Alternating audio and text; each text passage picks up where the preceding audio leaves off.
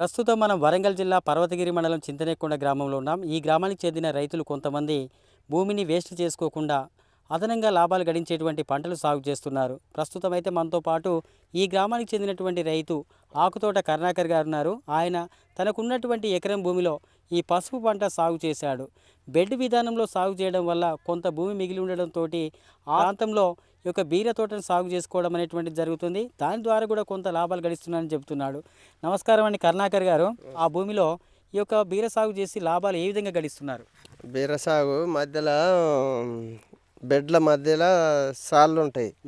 ఆ సాళ్ళ మధ్యలో బీర చేను పెడతాం. బీర చేను పెడితే మాకు పెట్టుబడి మందం 50-60 వేలు దాకా వస్తాయి.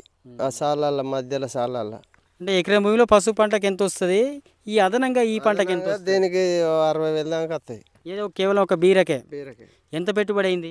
పెట్టుబడి ఒక 10,000 అవుతాయి అంతే. 10,000 పెడితే 80,000 వరకు ఆదాయం వచ్చింది. 60-70 వేలు. అంటే బీర పంటని ఎందుకు ఎంపిక చేసుకున్నారు? అంటే ఇక్కడ తీగ జాతి అవసరం అనుకోండి, కానీ బీర సాగు ఎందుకు చేపట్టారు? బీర అయితేనే మంచిగా వస్తుంది అని. పశువుల బీర బాగా వస్తుంది. బీర అయినా తీగ జాతి ఏదైనా బాగా వస్తుంది అంతే. అంటే ఎన్ని రోజులకు పంట ఇది, ఎంత దిగుబడి వచ్చేటువంటి అవకాశం? నెల 10 రోజులకు కాపుకి వస్తుంది. 2-3 రోజులలోనే మలుతుంది. ఇక పెరిగినాక కాపుకి వస్తూనే ఉంటుంది. వీటిని ఎక్కడ అమ్ముతారు? వరంగల్ మా కాడ సుత లోకల్ వాళ్ళు చాలా మంది వేసుకుంటారు.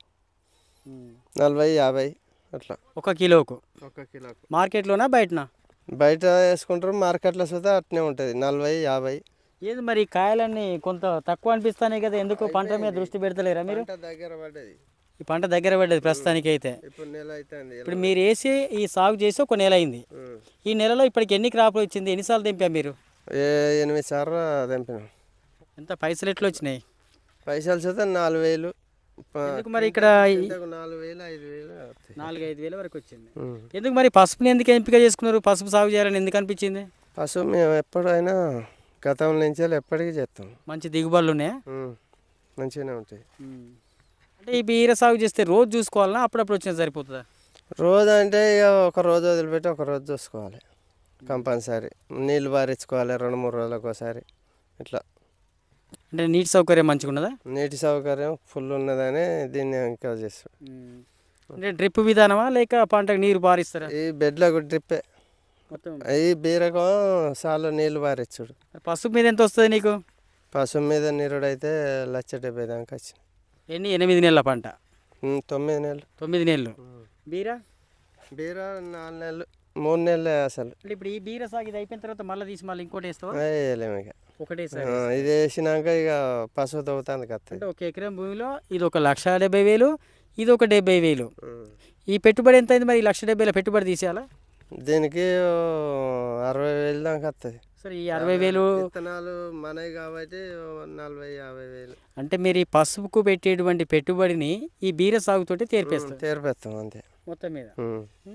అంటే ఈ యొక్క భూమిలో ఈ పంటను వేస్ట్ కాకుండా, ఈ స్థలం వేస్ట్ కాకుండా బీర సాగుతోటి వీటికి పెట్టేటువంటి పెట్టుబడులు పెట్టి దీని మీద వచ్చే ఆదాయం మొత్తం మిగిల్చుకునే అవకాశం ఉన్నది. అది అంతే. ఏంటిది అది?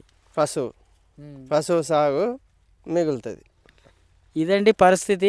కేవలం ఒక పంటను పెట్టి ఆ పంటతో మొత్తానికి చూస్తే పెట్టుబడులు పోను మిగిలిందే లాభం అవుతుంది. కానీ ఈ రైతు మాత్రం ఈ పంటతో పాటు ఆ ఉన్నటువంటి స్థలంలో బీర సాగు చేసి ఆ వచ్చినటువంటి ఆదాయాన్ని వీటికి పెట్టుబడులుగా పెట్టి వీటి నుంచి వచ్చేటువంటి మొత్తం ఆదాయాన్ని పొందడం అనేటువంటిది జరుగుతోంది.